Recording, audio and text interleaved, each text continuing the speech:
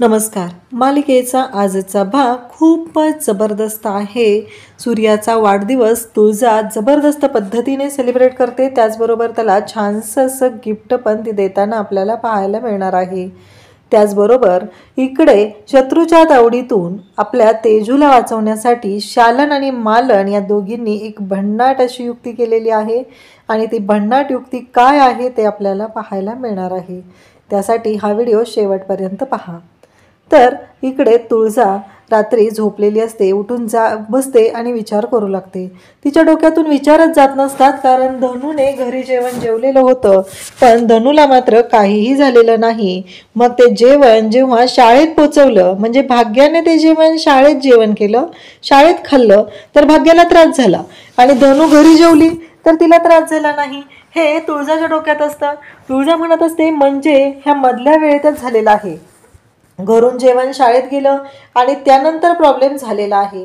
सूर्या उठतो आणि म्हणतो, तुळजा झोपली नाहीस का? झोप ना. तुळजा म्हणते की माझ्या डोक्यातून विचारच जात नाहीत. सूर्या म्हणतो, सोडून दे ना, झालं ना सगळं व्यवस्थित, असं सूर्याचं म्हणणं असतं. पण तुळजाने ठरवलेलं असतं की या प्रकरणाच्या मुळापर्यंत पोहोचलं पाहिजे. इकडं आपल्याला पाहायला मिळतं की आता शत्रू रूममध्ये आलेला असतो. तेजू रूममध्ये बसलेली असते आणि तेजू रडत असते. शत्रू आल्याला म्हणतो, मी तुला सांगितलेलं ना फोन करायचा नाही. मग का फोन केलेला? तुला एवढी भावाची काळजी वाटते ना? बरं, ते जाऊ दे. आता आपण ना एक खेळ खेळायचा आहे. मी तुला प्रश्न विचारणार, तू त्याची उत्तरं द्यायची. तुझ्या मनातल्या गोष्टी माझ्यासमोर सांगायच्या आहेत. तेजू मात्र शांतच असते. तेजू काहीच बोलत नाही. तेव्हा तो म्हणतो की मला सांग, तुझा आज सगळ्यात जास्त जीव कोणावर आहे? कोणावर आहे प्रेम? प्रायोरिटी बदलायला पाहिजे ना आता. तेव्हा तुझ्या दादावर आहे ना? बरोबर आहे. कसं आहे, तुझ्या दादाला ना धुतलाय तिथं. काळजी करू नकोस. सगळं कसं आहे ना, ते आम्ही ठरवलेलं होतं त्या पद्धतीनं झालेलं आहे.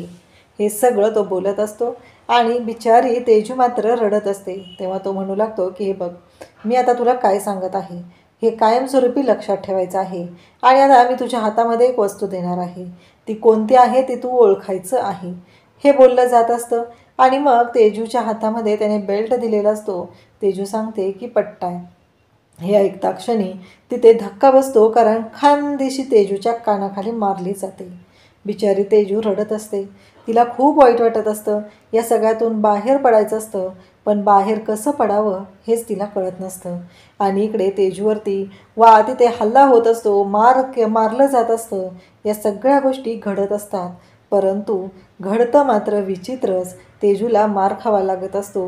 तेजूला बिचारीला खूप वाईट वाटत असतं. तेजूला कळतच नसतं की या सगळ्यातून कसं बाहेर पडायचं, कारण हा जो राक्षस आहे, ह्या राक्षसापासून स्वतःची सुटका कशी करून घ्यायची हा प्रश्न पडलेला असतो.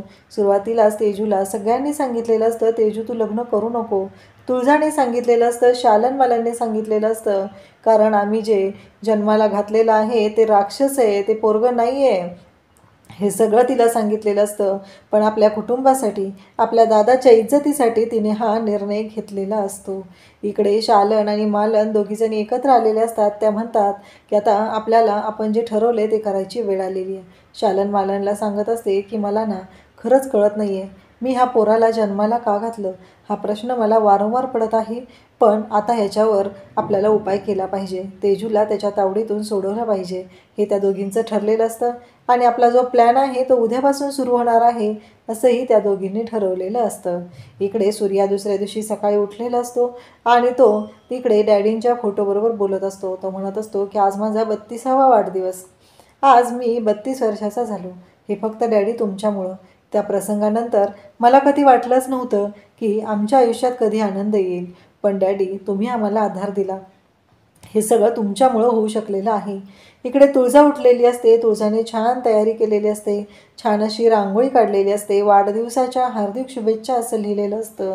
या सगळ्या गोष्टी तिनं केलेल्या असतात, परंतु सूर्या मात्र इकडे बाहेर आलेला असतो. तो त्या झाडाशी बोलत असतो. झाडाशी तो बोलत असतो. तो म्हणत असतो, तू गेलीस, तू विचार नाही केला. आज प्रत्येक मुलाला वाटत असतं की आपल्या आईनं आपल्याला ओवाळावं. वाढदिवसाच्या दिवशी प्रत्येक आई ही आपल्या मुलाला ओवाळत असते. आणि इथे काय, माझ्या बाबतीत काय होतं आहे सांग ना. हां, पण मला नाही वाटत, कारण तू मला सोडून गेलीस. त्यावेळेस तो बोलत असतो, राग व्यक्त करत असतो आणि तिथं आलेली असते ती म्हणजे तुळजा. तुळजाला प्रश्न पडलेला असतो, हा सूर्या नक्की करतोय काय, हे सगळं काय चालू आहे, हा प्रश्न तुळजाला पडलेला असतो. तुळजा त्याला विचारते, सूर्या काहीच सांगत नाही. सूर्या म्हणतो, काही नाही गं, मी असंच आपलं. तेव्हा सूर्याला तुळजा म्हणते, नाही सूर्या, तू माझ्याशी खोटं बोलतोयस, माझ्यापासून काहीतरी लपवतोयस तू. हे सगळं बोलणं त्या दोघांचं चालू असतं. आणि त्याच वेळी इकडे आपल्याला पाहायला मिळतं की तुळजा म्हणते की सूर्या, माझी तुला शपथ आहे, तू मला खरं सांग की तुझ्या डोक्यात नक्की काय चालू होतं, तू काय बोलत होता, तू जा विचारत होता, हे मला माहिती आहे, तू कोणाला जा विचारतोय. तेव्हा सूर्या आता शपथ घातलेली असते, त्यामुळं तुळजाला खरं सांगू लागतो. ह्या झाड आहे ना, ह्या झाडाशी मी बोलतो. तुळजाला धक्का बसतो. तुळजा म्हणते, काय बोललास तू? तेव्हा सूर्या सांगतो की हो, या झाडाशी मी बोलत असतो, कारण हे झाड मला माझ्या आईची आठवण करून देतं, मला ती माझी आई वाटतं, म्हणून मी या झाडाशी बोलत आहे. जा विचारत आहे, कारण या झाडाबरोबर आमच्या खूप आठवणी आहेत. जाताना आईने आम्हाला सगळ्यांना इथं बसवलेलं होतं, आमच्याशी ती बोललेली होती आणि तिथे तिची शेवटची खूण मला या झाडाच्या जवळ सापडलेली होती, म्हणून मी सगळा राग जो आहे तो व्यक्त करत असतो. हे सूर्या बोलत असतो. तेव्हा मात्र तुळजा म्हणते, काय रे सूर्या, हे काय पण सत्य मात्र वेगळं असेल, एवढं लक्षात ठेव, मी या गोष्टीच्या मुळापर्यंत पोहोचणार आहे. आणि मग ती सूर्याला म्हणते की सूर्या, आज चल, मला तुझ्याशी बोलायचं आहे. असं म्हणत तुळजा त्याला आत घेऊन जाते आणि आत गेल्यानंतर त्याला म्हणते की हे बघ, हे मी काय केलेलं आहे बघितलंस का. बिचाऱ्या तुळजाला मात्र भारी वाटत असतं. तुळजाने सूर्यासाठी रांगोळी काढलेली असते आणि त्याला खूप छान तिने दाखवलेलं असतं. तो म्हणत असतो की खरंच तुळजा, एवढं काय करायची गरज आहे. सूर्याला तुळजा सांगू लागते, जा पटकन आवरून ये तू, मग पुढच्या गोष्टी करता येतील. इकडे आता शालन आणि मालन या दोघीजणी जमलेल्या असतात आणि माझी कुडी सापडत नाही आहे असं म्हणत शालन पसारा मांडून बसलेली असते. मालनला ती विचारत असते. त्याचवेळी तेजूही तिथं असते. तेजू पण पाहत असते. तेवढ्यातच शत्रू तिथे येतो आणि तो म्हणू लागतो की मला चहा पाहिजे, काय तुम्ही सकाळ सकाळ हा पसारा मांडून बसलाय. म्हणजे हा शत्रू इतका निर्लज्ज असतो की तो स्वतःच्या जन्म दिलेल्या आईशी पण नीट वागत नाही. तेव्हा इकडे मालन म्हणू लागते की अक्का, मी तुम्हाला अक्का अक्का म्हणते आणि तुम्ही एवढ्याशा त्या कुडीसाठी माझ्यावर चोरीचा आळ घेतला. शालन म्हणते, अगं मी काय केलेलं आहे एवढं, मी तुला विचारलं ना, कुडी घेतलीस का तू म्हणून माझी, आणि आळ कशाचा घेतलाय. आता बरोबर आहे, हा सास शृंगार घालून तुम्ही दोघीजणी सासू सुना बसणार असाल ना, तुझी सून आली ना, आता मला कळलेलं आहे की तुझ्या डोक्यात काय सुरू आहे. हे सगळं शालन बोलत असे. तेजू तिथं जाते आणि म्हणते, केव्हा ते असं काय करताय. तेव्हा तेजूला मालन म्हणते की तू गप्प बस ग, आता मला कळलेलं आहे. मग इकडे लगेचच शालन बोलू लागते की तू माझ्या सुनेला काय बोलायचं नाही, एवढं लक्षात ठेव, माझ्या सुनेला बोलण्याचा अधिकार तुला नाही. ही दोघींची भांडणं बघून इकडे तेजूला तर धक्काच बसलेला असतो. तेजूला कळतच नसतं की हे सगळं काय होऊन बसलेलं आहे, या सगळ्या गोष्टी कशा पद्धतीनं घडलेल्या आहेत, याचा विचार मात्र इकडे तेजू करत असते. आणि त्याच वेळी आपल्याला पाहायला मिळतं की मालन आणि शालन यांच्या दोघींमध्ये जोरदार असं भांडण चाललेलं असतं. आणि या जोरदार भांडणामुळेच घडतं असं की तेजूला प्रश्न पडलेला असतो. म्हणजे तेजूला कणखर करण्यासाठी, तेजूला खंबीर बनवण्यासाठी हे सगळं शालन मालनने केलेलं नाटक असतं. दोघीजणी एकमेकींशी इतक्या जोरजोरात भांडत असतात, त्यांना भानच नसतं की त्या कशा पद्धतीनं भांडत आहेत, कशा पद्धतीनं रिॲक्ट होत आहेत. इकडे आपल्याला पाहायला मिळतं की तेजू म्हणत असते की अहो अक्का, असं नका करू, नका भांडू तुम्ही. त्यावेळेस ती म्हणत असते, बरं झालं आज कुडी हरवली, एवढ्याने मला कळलं तरी हिच्या मनात काय आहे ते माझ्याबद्दल, नाही तर मला कळलंच नसतं, एवढा राग मनात घेऊन फिरत असतेस ना. हे सगळं बोलणं चालू असतं. इकडं सूर्या आवरून आलेला असतो आणि कपाटामध्ये तो कपडे शोधत असतो. तो तुळजाला विचारतो की तुळजा, मला एक गोष्ट सांग की माझा तो इस्त्री केलेला शर्ट कुठं आहे. तुळजा म्हणते, ते बघ खालच्या कप्प्यात ठेवला आहे मी, असं म्हणत तुळजा बोलत असते. आणि त्याचबरोबर तुळजाचं असं म्हणणं असतं की हे घे, तुला मी म्हटलं होतं ना, त्या खालच्या कप्प्यात मी ठेवलेला आहे. आणि तुळजा त्याच्याकडे पाहत असते. त्याचबरोबर तुळजा म्हणते की बघ आणखी एक गोष्ट आहे तिथं, असं म्हणत तुळजा बोलत असते.